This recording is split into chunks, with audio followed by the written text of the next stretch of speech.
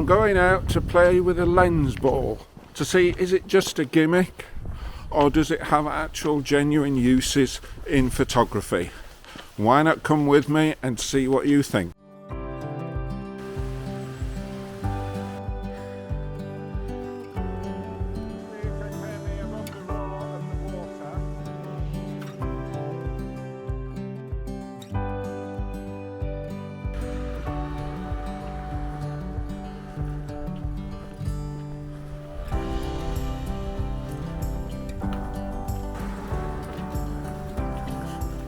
Well, good morning, and we're just walking from home today. So what have we got planned? Well, I thought I'd talk about a lens ball or crystal ball for photography.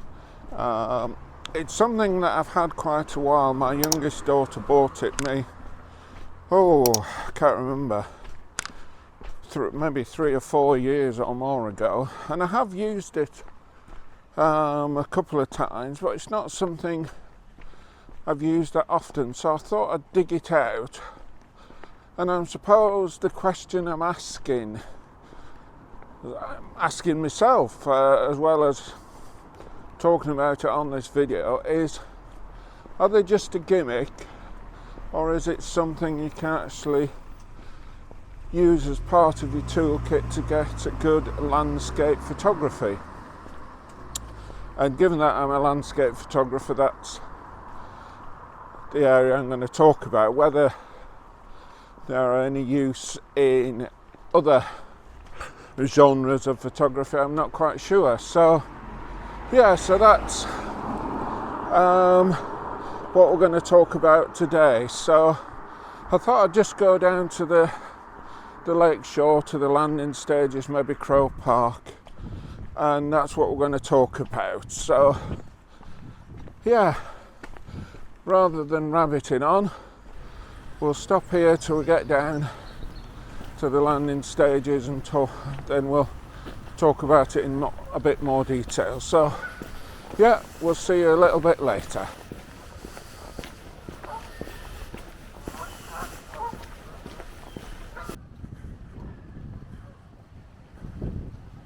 Right, I thought I'd start by talking about what is a lens ball and what can we do with it. So we can see here on the table, it doesn't matter too much whether you can see me or not, but there's a lens ball. It's just basically a round glass ball that is obviously very smooth, and you've obviously got to take care of it. Otherwise it'll get damaged and won't work as such. The one I've got this little stand, which is just a sort of glass block with a sort of bit of a curve in it that you can then put the glass ball on. So that's basically what it is. But what I was going to do was, let's just turn the camera on and we'll start it videoing, and then we'll show you this. I mean, what I'm doing, I've got it set to manual focus for a fairly close focus, so you can see there that one thing a glass or lens ball does is you're photographing the lens ball or the image in the ball rather than the image behind. And we can see here that the image is inverted as well, but you can see that the image in the glass ball is relatively in focus. If I go too far, it goes out of focus. If I come too close, it goes out of focus, but it's in focus there. But as you can see, the background is totally out of focus. So we've got to focus on the glass ball, the lens ball, and not the background, because as I say, if I move the lens ball right out of shot, it is totally blurred. But if we just get that right, we can see that, yeah, there's the tree there and it's upside down. So yeah, so what we've got, various things we've got to think about, let's just turn that off, is focusing on that, and it's got to be the main part of the image. It's no good thinking, oh right, this is a good composition, I'll just put a lens ball in it. You've got to set up the composition with the ball and the background and get them right. And often people, once they've got the image, will actually invert the photograph, so when you see it, the image in the lens ball is actually the right way up. So that just gives you an idea of what a lens ball is, what it looks like, and that. So what we now need to try and do is come up with some definite compositions just to try and make use of that and see what we can get. So yeah, well, I'll have a play around, try and come up with some compositions, and then we'll catch up with you a little bit later.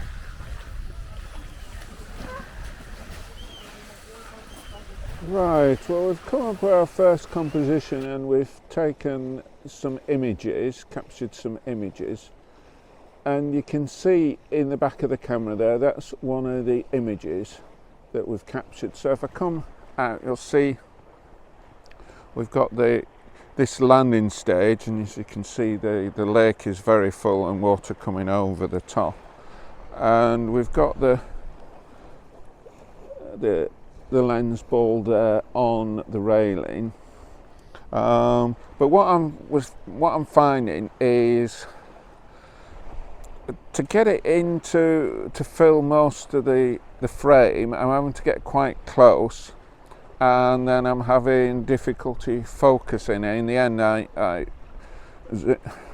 did the zoom on the back of the camera and manually focused it, and the depth of field is very narrow, and really I would like to be a bit closer, but that's the closest I can get and focus. I suppose we could maybe use what do they call them, extension rings, which would mean I could get a bit closer for focusing. But what I thought the other option would be maybe to come slightly further back from the glass ball and use a longer lens. So we'll maybe try that. What I have done as well is I've taken it at different apertures. I'd seen a video suggested 6.3, so I took some at 6.3, but then also f11 and f4, just so we can compare and contrast and that. So yeah, so that's the first image. We'll put those images up now so you can see them and compare them, and I'll maybe try putting the 70 to 200 lens on and see what we can do with that. So we'll catch up with you shortly.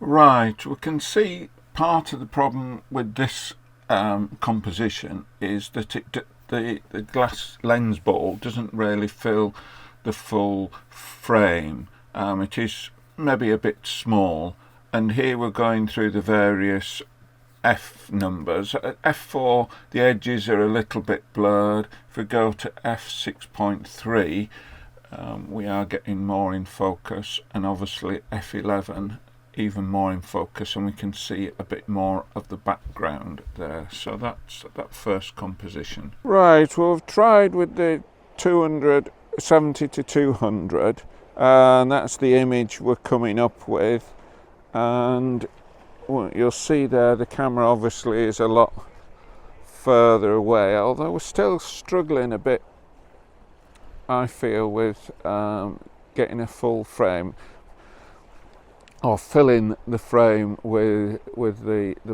ball. Obviously, again, we've still got a fairly narrow depth of field, and everything else is just totally a blur. So yeah, what we'll do is we'll put those images up just so you can compare. Or maybe just try some with the extension rings on the 24-70, and then we can compare those, and then we might go and actually go somewhere where we can try and come up with a bit more a bit better composition. I mean, we're just learning a bit here and trying things out before we come and up with a far better composition. So yeah, we'll try with the extension rings and we'll catch up with you shortly. We'll put, before we do that, we'll put those images up. Again, I've taken them at different apertures and you'll see that, and we'll catch up with you shortly. Right, here using the 200mm lens, we find that the ball is even maybe about the same or even slightly smaller in the frame, and the background is a lot more blurred, so you can't really see anything in the background. Again, as we go from f4 to f6.3, the edges of the lens ball get more in focus, and obviously as we go to f11 they get sharper still. So that's with the 200mm lens. Right, well, we've now taken some images with the 24-70, fully zoomed in at 70 with a 12mm extension tube, and that to me is looking a lot better. We're getting, as you can see from the back of the camera, we're getting the ball starting to fill the frame, and as you can see, if I come round here, we're getting relatively close, but according to the lens, we could actually get a little bit closer. So yeah, I think that answers my my question, what's the best lens, etc.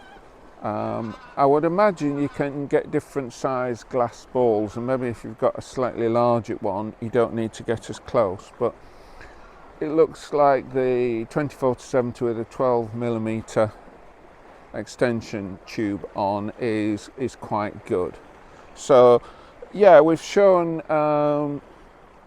what the differences are. I'll maybe do a voiceover as I've shown you the images to compare, because it's very difficult to see on the back of the camera, but to compare which is the best aperture to get everything in focus as we want. So probably going to go now to, if we look over there, and we'll zoom in, that's Crow Park, which is a bit of an iconic, or there's a position there of a fairly iconic image looking back down the lake to Derwent Island, which is the island there. So we'll maybe go up there, see if we can come up with a composition with the lens ball, and that's when we'll start to see how good it is for landscape photography or not. So yeah, we'll catch up with you shortly.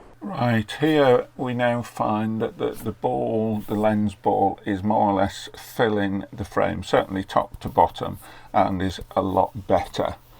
And the background is slightly less blurred than with the 200mm lens.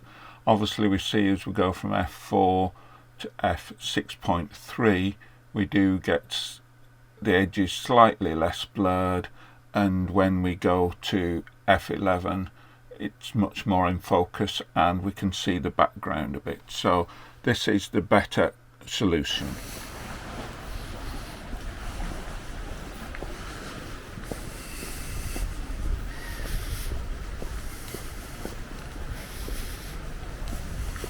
Right, well, we've now come to Crow Park and you can see the setup I've got there.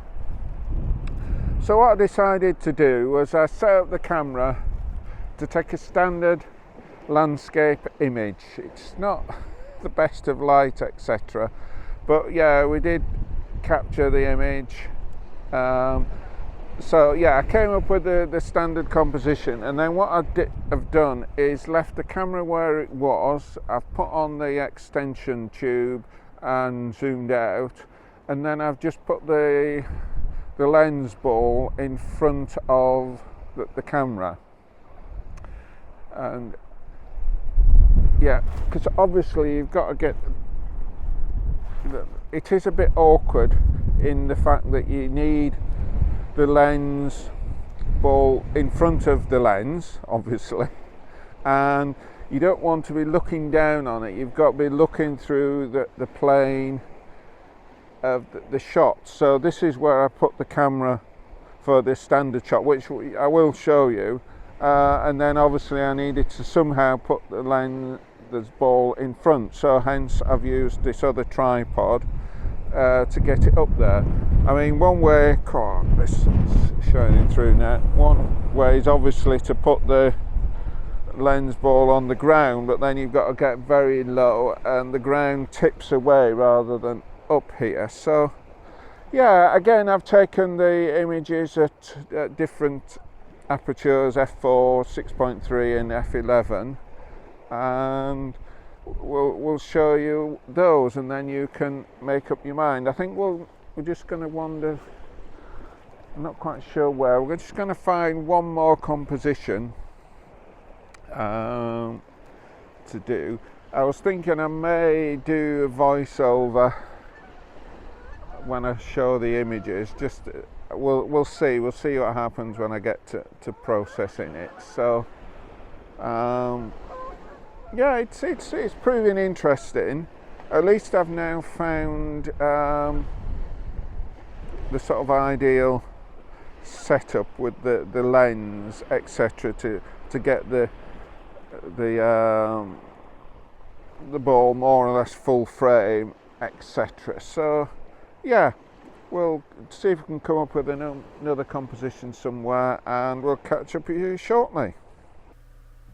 Right, we had very challenging light for this one, so what we're finding is that the background is very bright and difficult to see anything, even when we get to f11. But yeah, I think it shows quite good, and I'm coming to the conclusion you really need f11 to get the ball fully in focus. Yeah, but I think we're learning here, and we'll go back to the video on the day.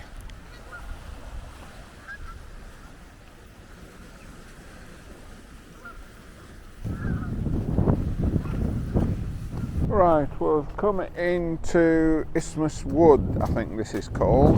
This is the path that would take us from Crow Park to Isthmus Bay, but as you can see, with the height of the lake, it's actually flooded at the moment. You could probably get through with wellies, but I haven't got wellies. But to me, this is quite a nice shot in the right light. The light is not playing ball today really, but I just thought it was something to try, and the idea of this particular composition is that the glass ball is in the centre of the frame, and I would probably make it into a square crop, so virtually all you see is the glass ball. Depending on what the light does between now and me finishing this little bit to camera, I may well take the images again. The sun is just catching and was causing lens flare. I did my best to stop it, but it was quite difficult. The moment I was just thinking, if the sun dies down a bit so there's less chance, I may take the images again. But the setup is very much the same, as you can see there. We've got the camera with the 24-70 with the 12mm extension tube on at 70, and the lens in front. Again, we possibly could go a little bit closer, but I think it's about right. We could get a little closer to the ball and still being able to focus. And as with all the other images or compositions I've come up with, I've taken it f4, f6.3 and f11, and we'll compare that. So yeah, I think what we'll do is we'll put the images up. I might, because the sun's going behind clouds again a bit, so I might just try that one again. So hopefully, yeah, there's less chance of lens flare, etc. So we'll take that one again, and yeah, we'll put the images up and we'll catch up with you shortly. Right, I do quite like this one, but it does confirm as we go through from f4 3.6 to f11 that we need f11 to get everything that we want in focus in the actual lens ball. Again, the light was a little bit challenging. As you can see, the lens ball is very light, but the background is very dark indeed, so you can't really see much in the background. But with the 1:1 crop, that's less important. So yeah, right, anyway, we'll go back to the video on the day.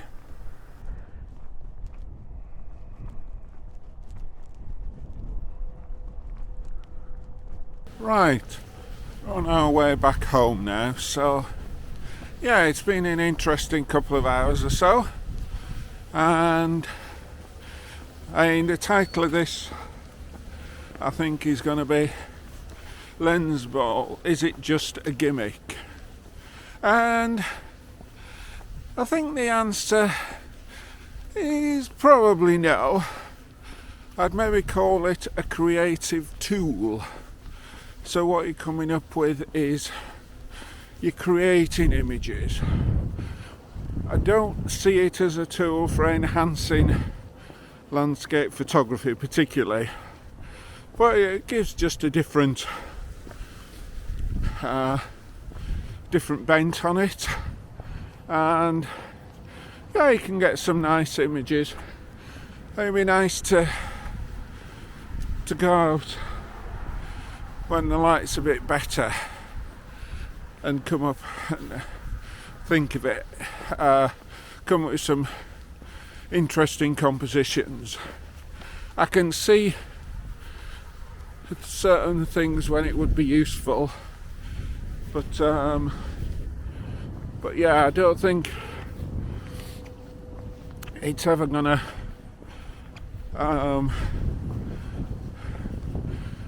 as I say, improve a good landscape image. Puts a slightly different slant on some of them, and it has its uses, and it's maybe something I ought to think about just keeping in the bag. And now at least I've worked out, for me anyway, the best setup, should we say, for capturing images with it. And I think it would be quite good when there's a definite subject, something that sort of stands out, and maybe is partly lit up or something, and then we can capture that. So yeah, and you'll have seen all the images. Hopefully you've enjoyed the video, and if you have enjoyed the video, if you haven't already done so, please click the thumbs up. It is much appreciated, and if you like what I'm doing, why not consider subscribing? It doesn't cost anything, and it is a great help for the channel. But what I really do appreciate is comments. All comments are read and responded to, and taken into consideration, obviously depending on what the comment is. If it's just, oh, what a nice video, obviously that is very nice, but if it's saying, have you thought this, or don't like that, or try this, I do take those into account when planning future videos. So yeah, and just going back to the Lensball, you will have heard me, or you'll have seen the images and try to work out which is the best aperture, what the effective aperture is. It was just too small on the back of the camera to work that out. So yeah, it's that. And what next? I'm not The simple answer is I'm not sure, as often. I was hoping today is Friday and this is to go up Sunday. Depending on the weather over the weekend, it would be nice to get out on Sunday somewhere and see if we can come up with just a standard walk or a standard location, rather than something like this where I'm trying to trying something new, reviewing something, but not quite sure where at the moment. The weather isn't helping, as you'll have seen today. Although it's not raining, we've not particularly had the right sort of light, although it seems to be improving, although I've got things to get on with this afternoon. So yeah, it's been a good afternoon. Hopefully you've enjoyed it, and we'll stop rabbiting on and we'll see you on the next video.